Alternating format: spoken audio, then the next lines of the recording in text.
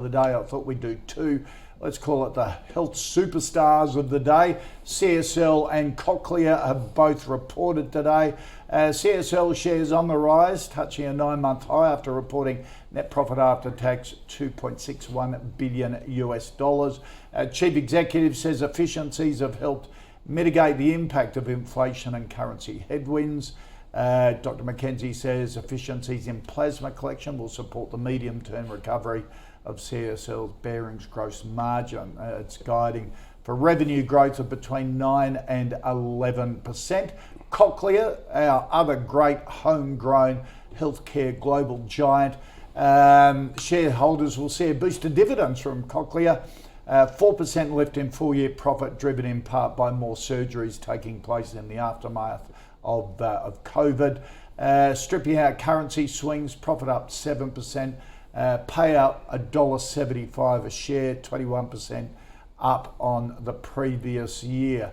Looking ahead, Cochlear says strong conditions expected to continue with solid market growth rates. So we talk about our, these are two of the three. The other one, ResMed, of course, the homegrown big healthcare stocks. Let's start with CSL. Yeah, I really like the result from those guys. Obviously, the downgrade was, from a few months ago, gave a good buying opportunity in the range there. Yep. So you're getting them at relatively cheap levels at the moment, and I think people really underestimated the expansion they did to their systems and their plasma collection fleet over the COVID period. Gave them about an extra 30% capacity basically, and reduced their costs as well. Yeah. And we're just looking here. This is Cochlear and CSL. They tend to track each other, but obviously Cochlear is the blue line there. Will tend to spike up at times. So of the two, I think Cochlear's probably looking a little bit expensive. I might be selling into that, right, potentially to buy CSL. I think the analysts have been a little bit caught out with Cochlear. At the bottom is the PE. So the PE is around about the 65 mark, where we've got CSL still around the 40 mark. So when we have those big expansions between the two of them, that's over 2 years, that chart. So. Right. They do tend to track, but then they will come back. They will come back and sort of. That's a really good chart to contrast the two, isn't it? Yeah, we do a fair few sort of like for like spreads sometimes. Yeah. So with Cochlear, obviously, well done. Maybe stick around for the dividend, but I mean it's not a huge dividend. But at the moment, I think the opportunity, as you can see there with the orange line, is probably CSL.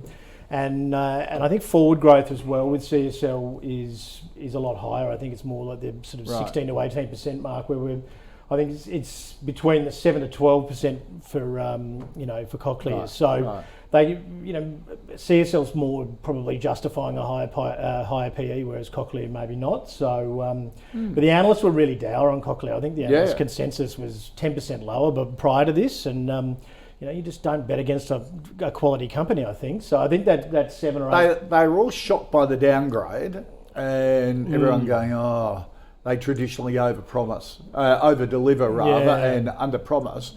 Well, they got back to... Well, that range has been pretty reliable. I mean, yes. I didn't really want to sell around the 308 mark prior to that dividend, but I sort of stuck to the plan, and we get another opportunity to buy back in. But I was pretty nervous given the downgrade. It's just very irregular for them to have a downgrade. So, but they've over delivered, I suppose, again. But hopefully see a rally and a few broker upgrades. Maybe I think the price target's 328. I think consensus for because it got to 311. Yeah, and everyone's going, it's building a new floor because it's been trading at a range.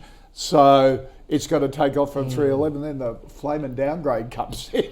It gets down to 260. Yeah. Again, back in the bottom of the range. So, I dare say, going into looking at the numbers today, I probably won't be selling again, or at worst case scenario, I'll be trimming maybe at 310, but I think I'll probably carry them from this point onwards. Right, I think they've got good forward growth. Okay. Well, I'm definitely carrying them. There's no question. There's a few things. I actually thought, I think today at the result, I think you see that there's definitely some pressures happening at CSL, and obviously we've seen that over the past few months. Normally they over-deliver. They didn't over-deliver today, but I think the share price response shows you that market was just positioned for worse, basically. Yes. taking into account that some people have this attitude like a profit warning never is on its own. There's always three times bad messages, and that obviously hasn't you happened. never buy into a downgrade cycle. Well, in CSL's case, you make an exception, because which you did say at the time. Well, absolutely. Yep. I mean, I do think people always misinterpret CSL. They became worried after the profit warning because the margin recovery wasn't as fast as normal expected. But you can reverse that, because you see at their guidance. Well, the revenue. Let's pick the midpoint. The revenue is forecast to increase by 10%, but they expect their earnings per share to increase by at least 13, if not 17%.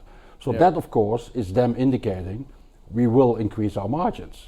That's the confidence that comes. So they will grow quicker than their top line, which is normally what you like in companies. With Cochlear, Cochlear is really a very difficult animal to pin down. They have been on my radar in my research for years and years. They continue trading at a very high premium to the rest of the sector, to what analysts think they should be trading at. Mark's chart there, it's way higher than. And you know what? It's almost double CSL. That's. I'm not going to comment on the chart. That's not quite accurate, but yes, they have diverged. And it's because one of them has issued a profit warning, the other one hasn't. Right. Yeah. The one thing I picked up though is that Cochlear has now increased its dividend payout to 70%. Yeah.